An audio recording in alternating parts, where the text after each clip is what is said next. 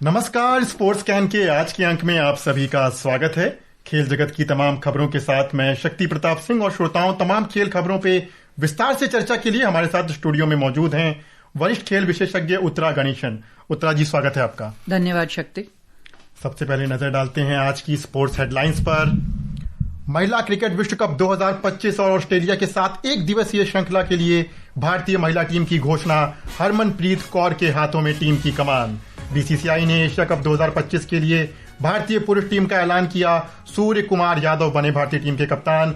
निशानेबाज मनु भाकर ने एशियाई निशानेबाजी चैंपियनशिप में महिलाओं की 10 मीटर एयर पिस्टल स्पर्धा में कांस्य पदक जीता, जबकि रश्मिका सहगल ने जूनियर महिला एयर पिस्टल स्पर्धा में स्वर्ण पदक अपने नाम किया। और डूरन कप के पहले सेमीफाइनल में शिलोंग लांजोंग एफसी और नॉर्थ ईस्ट यूनाइटेड एफसी के बीच मुकाबला जारी।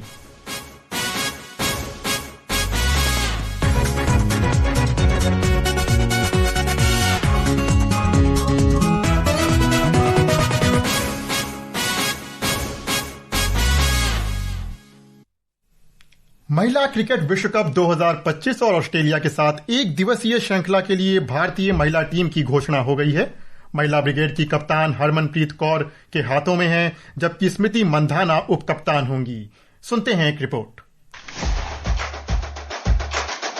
इंग्लैंड की सरजमी पर पहले एक दिवसीय फिर T20 में मेजबान को धूल चटाने के बाद अब भारतीय महिला क्रिकेट टीम की निगाहें अपना पहला विश्व कप खिताब जीतने पर है। टीम की कमान हरमनप्रीत कौर संभालेंगी, वहीं बल्लेबाजी क्रम में स्मृति मंधाना, प्रतिका रावल और जेमिमा रॉड्रिक्स शामिल है। ऑलराउंडर के रूप में हरलीन देओल, दीप्ति शर्मा, स्नेह राणा और अमनजोत कौर को टीम में मौका मिला है। यास्तिका भाटिया और ऋचा घोष विकेट कीपर की भूमिका में दिखेंगी। वहीं टीम की गेंदबाजी क्रम की जिम्मेदारी रेणुका सिंह ठाकुर, अरुंधति रेड्डी, क्रांति गौड़, राधा यादव और श्री चरनी के ऊपर होगी। भारत ऑस्ट्रेलिया के बीच 14 सितंबर से 3 मुकाबलों की वनडे सीरीज शुरू होगी, जिसके ठीक बाद 30 सितंबर से विश्व कप का आगाज होगा, जिसके पहले ही दिन भारत और श्रीलंका आमने सामने होंगे। ये दोनों ही प्रतियोगिताएं भारत में खेली जाएंगी। ऐसे में भारतीय महिला टीम को उम्मीद होगी कि वो श्रीलंका और उसके बाद इंग्लैंड में किए अपने प्रदर्शन को दोहराते हुए पहले ऑस्ट्रेलिया को मात दे और उसके बाद भारतीय महिला क्रिकेट टीम में विश्व कप के सूखे को खत्म करे।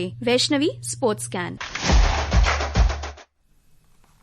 तो यहीं से चर्चा को शुरू करते हैं। और क्या भारतीय महिला टीम वो करने को तैयार है जो 2005 और 17 में दहलीज तक पहुंचकर नहीं हो पाया? ये उम्मीद तो यही रहेगी, खास करके जो सीनियर प्लेयर्स हैं उनके लिए, जैसे कि हरमनप्रीत हैं या स्मृति हैं, क्योंकि आज जब अनाउंसमेंट हुई थी तो हरमनप्रीत ने एक इशारा भी किया था कि बहुत ही स्पेशल वर्ल्ड कप होने वाला है उनके लिए। ये उम्मीद जरूर की जा रही है कि टीम अच्छा प्रदर्शन करेगी। इन खिलाड़ियों के लिए ज्यादा डेस्परेशन होगी, क्योंकि इन्हें भी पता है कि अगला वर्ल्ड कप आते आते कौन रहेगा कौन नहीं रहेगा। जितने सालों से ये लोग खेल रहे हैं और ये एक टीस मिताली राज और झूलन जैसे खिलाड़ी लेके गए हैं, तो उम्मीद ये खिलाड़ी जरूर करेंगे कि ये वो चीज ना इनको झेलनी पड़े। हालांकि थोड़ा सा मुश्किल जरूर लग रहा है, क्योंकि अभी तक हमें ये नहीं पता कि वेन्यूज किस तरह से होंगे।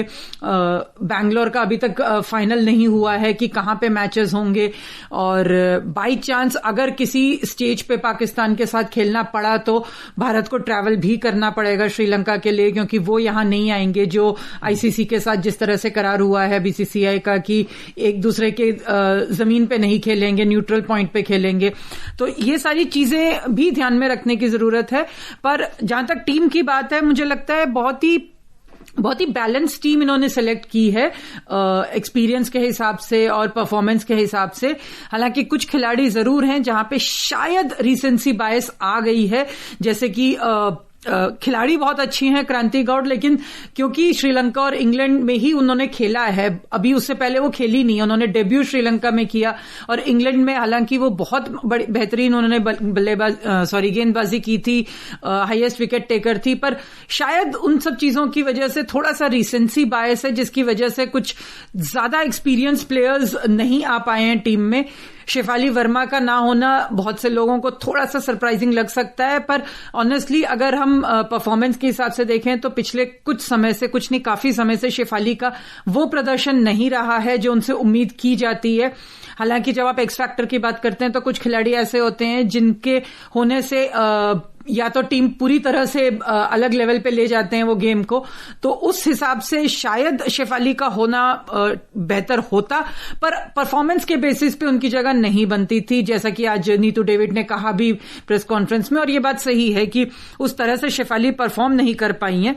हालांकि वो इंडिया ए की टीम में जरूर हैं, तो वो सिस्टम से बाहर नहीं है, पर ओवरऑल एक बैलेंस जरूर दिखता है टीम में। बिल्कुल स्पष्ट नजर आया कि जो भारतीय टीम की परफॉर्मेंस पहले श्रीलंका में और फिर जो इंग्लैंड में देखने को मिली, चाहे वो श्रीचरणी हो, राधा यादव हो, वो झलक नजर आ रही है कि विश्व कप की टीम में फॉर्म के आधार पर खिलाड़ियों का चयन किया गया है। इस बीच बीसीसीआई ने एशिया कप 2025 के लिए भी भारतीय पुरुष टीम का ऐलान कर दिया। मुख्य चयनकर्ता अजीत अगरकर ने 15 सदस्यीय टीम का ऐलान किया। टीम की कमान सूर्य कुमार यादव को दी गई है, वहीं उप कप्तानी की जिम्मेदारी शुभमन गिल के कंधों पर होगी। मैन इन ब्लू एक बार क्रिकेट के मैदान पर यह बताने को तैयार है कि आखिर भारत क्यों T20 की नंबर 1 टीम है।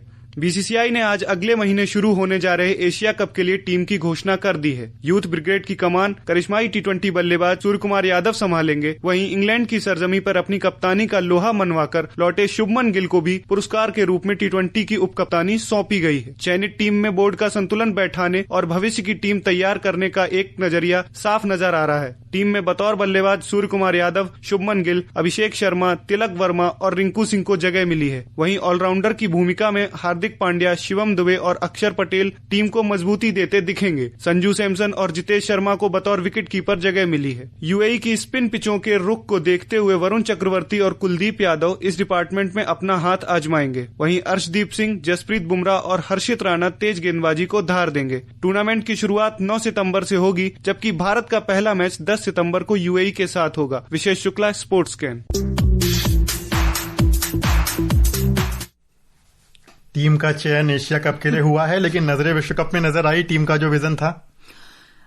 देखिए, भारत में T20 की अगर हम सिर्फ बात करें, टेस्ट और ओडीआई छोड़ दिया जाए तो सिर्फ T20 की अगर हम बात करें तो इतना टैलेंट है कि जो नहीं सेलेक्ट हुए हैं, अगर उन सबको मिला के एक 15 का स्क्वाड तैयार करें तो वो अपने आप में शायद एक बहुत ही मजबूत टीम बन सकती है।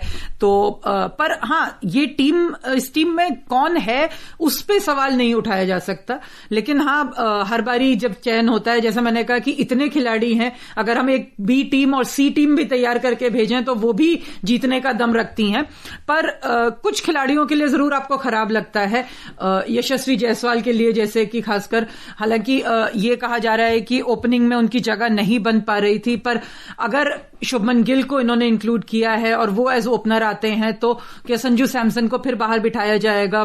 15 में है वो, 11 में उनको जगह मिलती है या नहीं मिलती है? हर्षित राणा को आपने एक ऑलराउंडर के तौर पे लिया है, क्योंकि इंग्लैंड में टेस्ट सीरीज में भी हमने देखा था कि जो एक बॉलिंग ऑलराउंडर है उसकी कमी जरूर टीम को खली थी नीचे बैटिंग के मामले में 8वें 9वें पे, पर वो उस तरह से उनका परफॉर्मेंस ऐसा नहीं रहा है कि आपको लगे कि वो श्योर शॉट आपको जिताएंगे ही जिताएंगे। अगर उनकी बल्लेबाजी उस तरह से नहीं चल पाती है तो वो 7, 8, 9 वाली जो जगह है वो अभी भी एक वीक पॉइंट बन के रह सकती है, क्योंकि वही उनकी बल्लेबाजी है जिसकी वजह से शायद उनको प्रसिद्ध कृष्णा की जगह टीम में लिया गया है, प्रसिद्ध कृष्णा को स्टैंड बाइस में रखा गया है। पर अगर वो उनकी नहीं चल पाती बल्लेबाजी तो वो जो गैप है वो बना ही रहेगा। जो सबसे ज्यादा सवाल उठ रहे हैं वो श्रेयस अय्यर पे उठ रहे हैं। हालांकि आज अजीत अगरकर ने ये कहा कि अगर वो आएंगे तो किसकी जगह आएंगे। पर्सनली मुझे लगता है कि इस टीम में किसी की जगह उनको आने की जरूरत नहीं है। उनका जिस तरह का प्रदर्शन रहा है हर फॉर्मेट में और पिछले 1-1.5 साल में जिस तरह से उन्होंने किया है डोमेस्टिक में, इंटरनेशनल में, मुझे नहीं लगता उनको किसी की जगह आने की जरूरत है। वो अपनी जगह खुद बनाते हैं। वो किसी और की जगह आने के बजाय उनकी जगह किसी ने ली, ये कहना थोड़ा बेटर होगा। पर अब जब टीम अनाउंस हो गई है तो उम्मीद हम यही करेंगे कि जब ये खेलने जाएं यूएई में, और जो उम्मीद है लोगों की कि जीत के आएंगे वहां से, और जीतना भी चाहिए, क्योंकि मुझे नहीं लगता कि एशिया नहीं विश्व में भी कोई ऐसी टीम है जो इस वक्त T20 फॉर्मेट में भारतीय टीम के आसपास आती है। और एशिया में तो खैर मुझे नहीं लगता कोई बहुत आसपास, तो क्या बहुत दूर दूर तक कोई उनको चुनौती देता हुआ दिख नहीं रहा है। पर सवाल हमेशा रहेंगे, क्योंकि जैसे मैंने कहा कि इंडिया में क्रिकेट इतना ज्यादा है कि जो भी 15 में आएगा उसके अलावा 25 नाम ऐसे होंगे जिनके एक्सक्लूजन पे सवाल उठते रहेंगे। जी, हर चयन के साथ कुछ सवाल आते हैं और कुछ खिलाड़ियों के लिए अवसर आते हैं। इन सबके बीच में लोगों को उम्मीद होगी कि इन दोनों बड़े टूर्नामेंट में भारतीय टीम अपना विजयी प्रदर्शन जारी रखे। और अब बात करते हैं निशानेबाजी की, जहां ओलंपिक में 2 पदक जीतने वाली स्टार भारतीय निशानेबाज मनु भाकर ने आज एशियाई निशानेबाजी चैंपियनशिप की महिलाओं की 10 मीटर एयर पिस्टल स्पर्धा में कांस्य पदक जीता, जबकि रश्मिका सहगल ने जूनियर महिला एयर पिस्टल स्पर्धा में स्वर्ण पदक अपने नाम किया। रश्मिका ने इस श्रेणी का टीम स्पर्धा का पदक भी अपने नाम किया। उन्होंने वंशिका चौधरी और मोहिनी सिंह के साथ ये पदक जीते। उधर मनु भाकर ने फाइनल में 219.7 अंक हासिल करके तीसरा स्थान हासिल किया। भारत प्रतियोगिता में 5 स्वर्ण, 2 रजत और 4 कांस्य पदक जीत चुका है। लंबे समय से उम्मीद थी, हालांकि अगर इस प्रतियोगिता की बात की जाए तकरीबन 6 साल बाद मनु भाकर मेडल जीती हैं और ओलंपिक के बाद लगातार शायद ऐसी किसी परफॉर्मेंस की तलाश थी। मुझे ऑनेस्टली ओलंपिक के बाद बहुत ज्यादा उस तरह से उन्होंने पार्टिसिपेट किया भी नहीं है। एक आध वर्ल्ड कप्स में जरूर उन्होंने पार्टिसिपेट किया है, पर बहुत ज्यादा पिछले साल से अब तक वो बहुत ज्यादा ऐसा नहीं है कि लगातार कॉम्पिटिशन्स में भाग लेती रही हैं। तो ये हालांकि उम्मीद जरूर है, क्योंकि 2 ओलंपिक मेडल के बाद हमारे देश में उम्मीदें बहुत तेजी से ऊपर जाती हैं। तो ऐसे प्रदर्शन के बाद हमेशा ये होता है कि जब भी वो खेलने उतरे तो वो गोल्ड लेके वापस आए, पर स्पोर्ट्स में ऐसा होता नहीं है। उसके बावजूद ब्रॉन्ज जो है वो खराब नहीं है, वो अपना बिल्डअप चल रहा है उनका वर्ल्ड चैंपियनशिप और वर्ल्ड कप फाइनल्स की तरफ। तो मुझे लगता है कि जूनियर्स का प्रदर्शन जो है वो ज्यादा उस पर गौर करने की जरूरत है, क्योंकि उससे आपको ये समझ आता है कि अगली खेप कितनी अच्छी तरह से निकल के आ रही है। और वो मुझे लगता है कि बहुत इंप्रेसिव परफॉर्मेंस था यहाँ पे। जी बिल्कुल। इसके पहले वंशिका का नाम जो है सुरेंद्र सिंह मेमोरियल चैंपियनशिप में आया था, जब उन्होंने दिल्ली के लिए क्राउन खिताब जीता था, और वाकई बहुत अच्छा संदेश भारतीय निशानेबाजी के लिए। राष्ट्रीय खेल प्रशासन विधेयक को राष्ट्रपति द्रौपदी मुर्मू ने आज मंजूरी दे दी। इसके बाद अब ये अधिनियम बन गया है। इस विधेयक को 23 जुलाई को लोकसभा में पेश किया गया था और 11 अगस्त को ये पास हुआ। वहीं 24 अगस्त को इसको राज्यसभा में पारित किया गया था। इस विधेयक में भारत के खेल प्रशासन में व्यापक स्तर पर सुधार का वादा किया गया है। तो एक नया खेल का खाका तैयार हो रहा है भारत में और नई समितियां बनती दिखेंगी। बिल्कुल। और जिस तरह से 2036 के ओलंपिक्स की हम बात अगर कर रहे हैं, तो आईओसी की तरफ से जिस तरह से फीडबैक आया था पिछले महीनों में, और सरकार जिस तरह से और खेल मंत्री और खेल मंत्रालय जिस तरह से बहुत ही प्रोएक्टिव होके देश में खेलों के बारे में फैसले ले रहे हैं।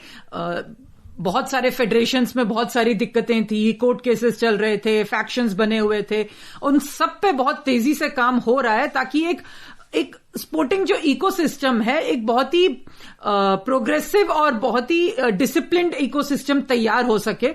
उसी तरफ ये स्पोर्ट्स बिल भी एक है, जिसमें सबसे बड़ी चीज जो है मुझे लगता है कि जो ट्रिब्यूनल बना है एक, जिसकी वजह से जो कोर्ट केसेस हैं उनमें शायद जरूर कटौती होगी, क्योंकि आज की तारीख में सबसे आसान होता है, मेरे ख्याल से कोई ऐसा फेडरेशन नहीं होगा जिसमें डिस्ट्रिक्ट लेवल पे या स्टेट लेवल पे या नेशनल लेवल पे कम से कम 10 या 20 केस नहीं चल रहे हैं, क्योंकि इतने फैक्शंस बन जाते हैं। उन सब चीजों पे जरूर कटौती होगी ट्रिब्यूनल से, क्योंकि अब वो पहला और एक तरह से आखिरी स्टॉप होगा किसी को भी अगर कोई ऑब्जेक्शन करना है तो। जी बिल्कुल। और अब रुक करते हैं फुटबॉल का, जहां फुटबॉल टूर्नामेंट डूरंड कप का रोमांच अब अपने चरम पे पहुंच चुका है। पहला सेमीफाइनल मुकाबला आज शिलोंग लांजोंग एफसी और नॉर्थ ईस्ट यूनाइटेड एफसी के बीच खेला जा रहा है। नॉर्थ ईस्ट यूनाइटेड एफसी ने इस समय पहले हाफ के बाद तक 1-0 की बढ़त इस मुकाबले में हासिल कर रखी है। और बिहार के राजगीर में 29 अगस्त से शुरू हो रहे पुरुष एशिया कप हॉकी टूर्नामेंट में पाकिस्तान और ओमान की जगह अब बांग्लादेश और कजाकिस्तान खेलते हुए नजर आएंगे। आज जारी किए गए टूर्नामेंट के कार्यक्रम में इसकी जानकारी दी गई। मेजबान भारत को चीन, जापान और कजाकिस्तान के साथ ग्रुप ए में रखा गया है, जबकि पूल बी में मलेशिया, कोरिया, चीनी ताइपे और बांग्लादेश की टीमें शामिल हैं। और श्रोताओं, इसी के साथ अब समय हो रहा है आपसे विदा लेने का। कल इसी समय आपसे फिर मुलाकात होगी खेल जगत की तमाम खबरों के साथ। उत्तरा जी, आप स्टूडियो में आई, तमाम खेल खबरों पे आपने चर्चा की, इसके लिए आपका बहुत बहुत धन्यवाद। धन्यवाद। और श्रोताओं, इसी के साथ मुझे और स्पोर्ट्स कैन की पूरी टीम को अनुमति दीजिए। नमस्कार।